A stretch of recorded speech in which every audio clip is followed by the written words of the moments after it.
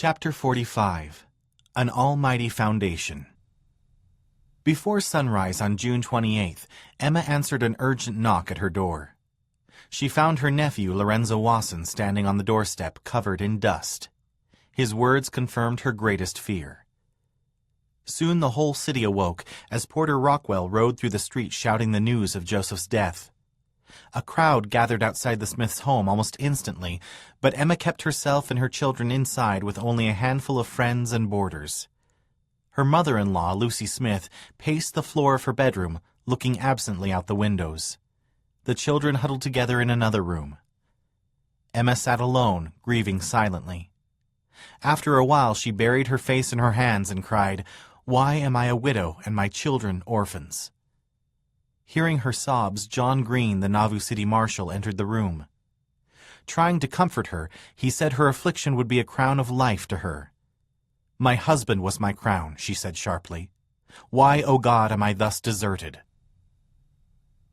Later that day, Willard Richards and Samuel Smith rode into Nauvoo with wagons carrying the bodies of Joseph and Hiram. To shield them from the hot summer sun, the bodies had been placed in wooden boxes and covered with brush. Both Willard and Samuel were deeply shaken from the previous day's attack. Samuel had tried to visit his brothers in jail, but before he could reach Carthage, a mob had fired on him and chased him for more than 2 hours on horseback. Willard, meanwhile, had survived the assault with only a small wound on his earlobe, fulfilling a prophecy Joseph had made a year earlier that balls would fly around Willard, strike his friends on the right and left, but leave not a hole in his clothing. John Taylor, on the other hand, hovered between life and death in a hotel in Carthage, too injured to leave town. The night before, Willard and John had written a short letter to the saints, pleading with them not to retaliate for Joseph and Hiram's murder. When Willard finished the letter, John had been so weak from blood loss that he could scarcely sign his name to it.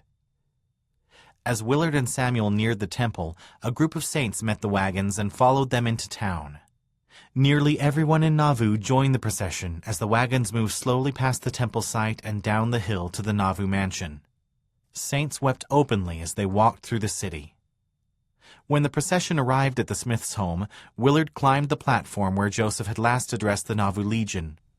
Looking over a crowd of 10,000 people, Willard could see that many were angry with the governor and the mob.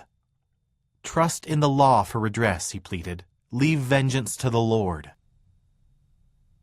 That evening, Lucy Smith braced herself as she waited with Emma, Mary, and her grandchildren outside the dining room of the Nauvoo mansion.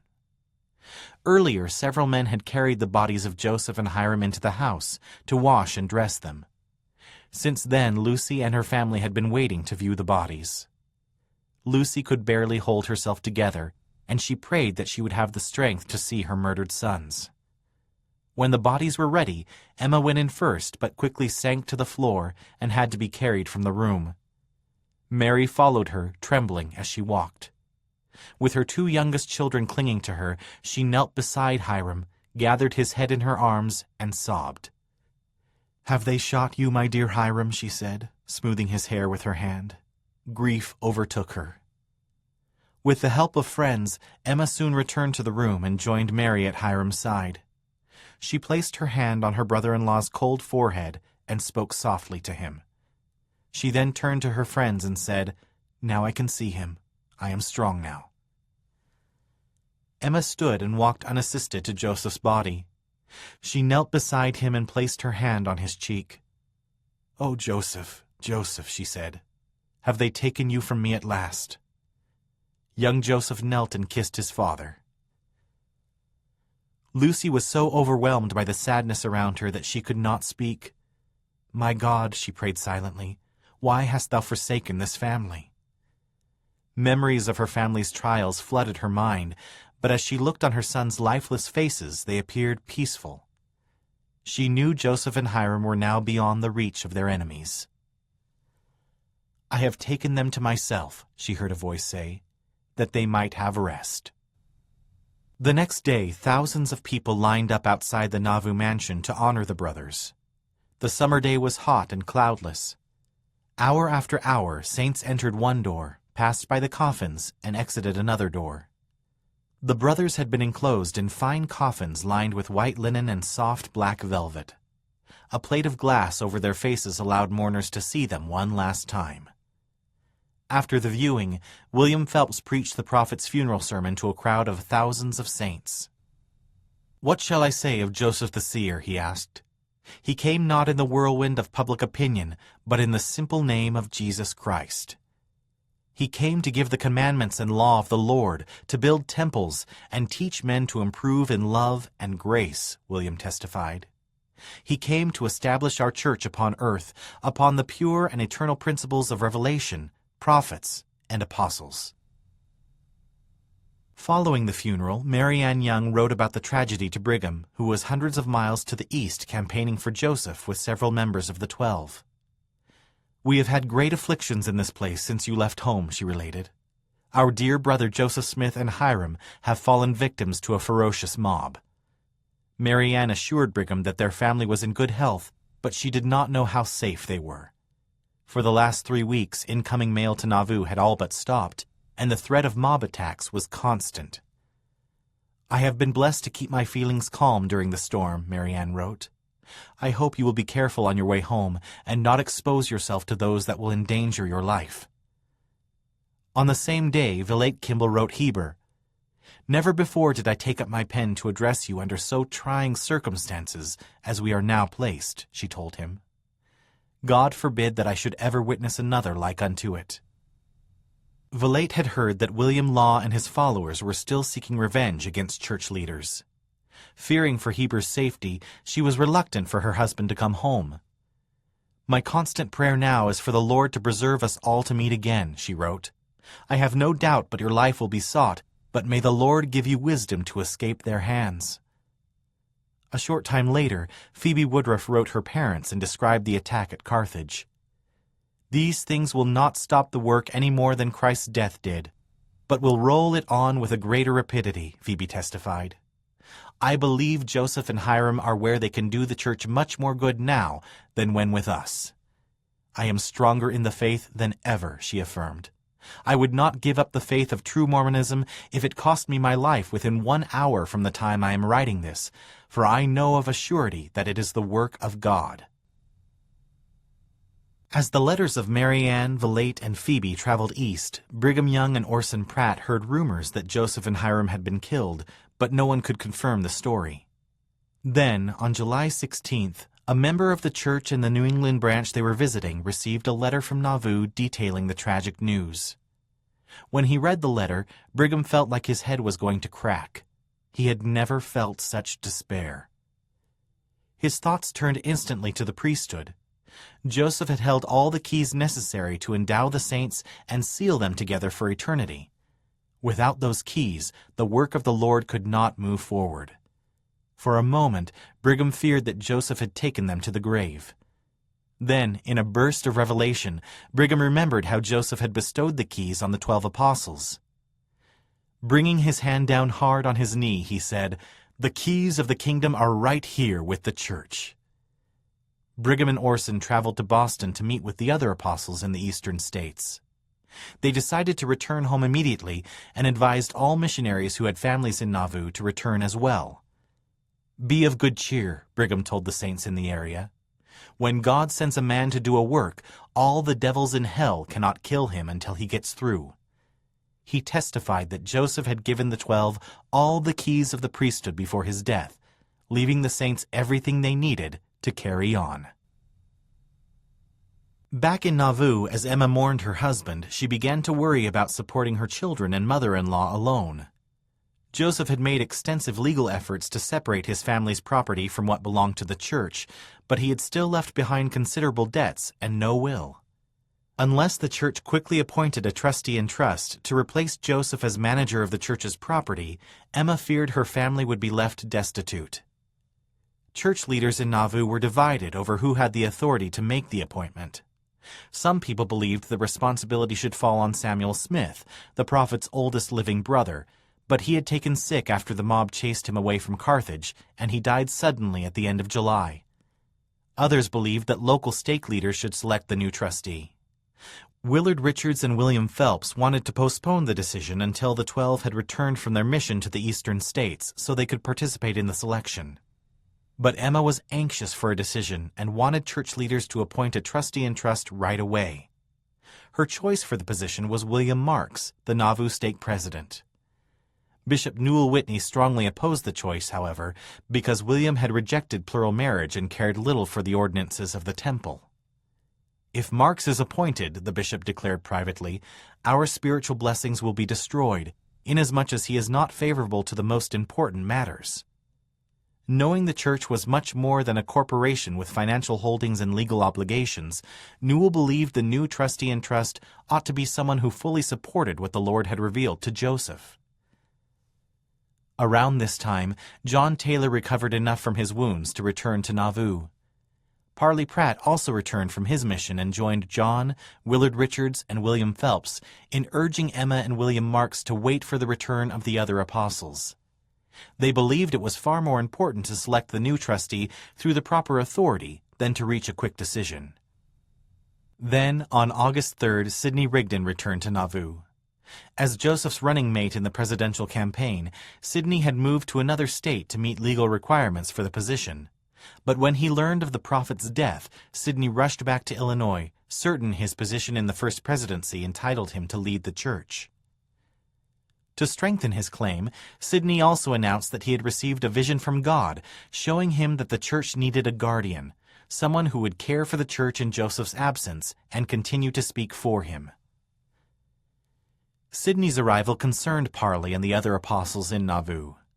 The conflict over the trustee-in-trust made it clear the church needed a presiding authority to make important decisions, but they knew that Sidney, like William Marks, had rejected many of the teachings and practices the Lord had revealed to Joseph. More important, they knew that Joseph had depended less on Sidney in recent years and had not bestowed all the keys of the priesthood on him. The day after his arrival, Sidney publicly offered to lead the church. He said nothing about finishing the temple or endowing the saints with spiritual power. Rather, he warned them that perilous times were ahead and promised to guide them boldly through the last days. Later, at a meeting of church leaders, Sidney insisted on assembling the saints in 2 days to select a new leader and appoint a trustee-in-trust. Alarmed, Willard and the other apostles called for more time to review Sidney's claims and await the return of the rest of their quorum. William Marks compromised and scheduled the meeting for August 8th, 4 days away. On the evening of August 6th, word spread rapidly that Brigham Young, Heber Kimball, Orson Pratt, Wilford Woodruff, and Lyman White had arrived in Nauvoo by steamboat. Soon the saints were greeting the apostles in the streets as they made their way home. The next afternoon, the newly arrived apostles joined Willard Richards, John Taylor, Parley Pratt, and George A. Smith at a meeting with Sidney and the other councils of the church. By this time, Sidney had changed his mind about selecting a new leader on August 8th. Instead, he said he wanted to hold a prayer meeting with the saints on that day, postponing the decision until church leaders could come together and warm up each other's hearts. Still, Sidney insisted on his right to direct the church. "It was shown to me that this church must be built up to Joseph," he told the councils, "and that all the blessings we receive must come through him." He said that his recent vision had simply been a continuation of the grand vision of heaven he had seen with Joseph more than a decade earlier. "I have been ordained a spokesman to Joseph," he continued, referring to a revelation Joseph had received in 1833, "and I must come to Nauvoo and see that the church is governed in a proper manner." Sidney's words did not impress Wilford. It was a kind of second-class vision, he noted in his journal. After Sidney finished speaking, Brigham arose and testified that Joseph had conferred all the keys and powers of the apostleship on the 12. "I do not care who leads the church," he said, "but one thing I must know, and that is what God says about it." On August 8th, the day of Sidney's prayer meeting, Brigham missed an early morning meeting with his quorum, something he had never done before. Stepping outside, he saw that thousands of saints had gathered in the grove near the temple. The morning was blustery, and Sidney stood in a wagon with his back to a strong, steady wind. Rather than holding a prayer meeting, Sidney was again offering himself as guardian of the church. Sidney spoke for more than an hour, bearing witness that Joseph and Hyrum would hold their priesthood authority through eternity and had organized the church council sufficiently to lead the church after their deaths. "Every man will stand in his own place and stand in his own calling before Jehovah," Sidney declared. He again proposed that his own place and calling was as Joseph's spokesman. He did not wish the congregation to vote on the matter, but he wanted the saints to know his views. When Sidney finished speaking, Brigham called out to the crowd to stay a few moments longer. He said that he had wanted time to mourn Joseph's death before settling any church business, but he sensed an urgency among the saints to choose a new leader. He worried that some among them were grasping for power against the will of God. To resolve the matter, Brigham asked the saints to return later that afternoon to sustain a new leader of the church. They would vote by quorum and as a church body. "We can do the business in 5 minutes," he said. "We are not going to act against each other, and every man and woman will say amen." That afternoon, Emily Hoyt returned to the Grove for the meeting. A cousin of the prophet, Emily was in her late 30s and a graduate of a teacher's academy. Over the last few years, she and her husband Samuel had grown close to Joseph and Hyrum, and the sudden deaths of the brothers had saddened them. Although they lived across the river in Iowa Territory, Emily and Samuel had come to Nauvoo that day to attend Sidney's prayer meeting. Around 2 o'clock, the priesthood quorums and councils took their seats together on and around the stand. Brigham Young then stood to address the saints. "There has been much said about President Rigdon being president of the church," he said. "But I say unto you that the quorum of the 12 have the keys of the kingdom of God in all the world." As Emily listened to Brigham speak, she caught herself glancing up at him to make sure it was not Joseph speaking. He had Joseph's expressions, his method of reasoning, and even the sound of his voice. "Brother Joseph the prophet has laid the foundation for a great work, and we will build upon it," Brigham continued. "There is an almighty foundation laid, and we can build a kingdom such as there never was in the world. We can build a kingdom faster than Satan can kill the saints off." But the saints needed to work together, Brigham declared, following the will of the Lord and living by faith. "If you want Sidney Rigdon or William Law to lead you, or anybody else, you are welcome to them," he said. "But I tell you in the name of the Lord that no man can put another between the 12 and the prophet Joseph. Why? He has committed into their hands the keys of the kingdom in this last dispensation for all the world." Feeling that the spirit and the power that had rested on Joseph now rested on Brigham, Emily watched the apostle call on the saints to sustain the 12 as the leaders of the church. "Every man, every woman, every quorum is now put in order," he said. "All that are in favor of this in all the congregation of the saints manifest it by holding up the right hand." Emily and the whole congregation raised their hands. "There is much to be done," Brigham said.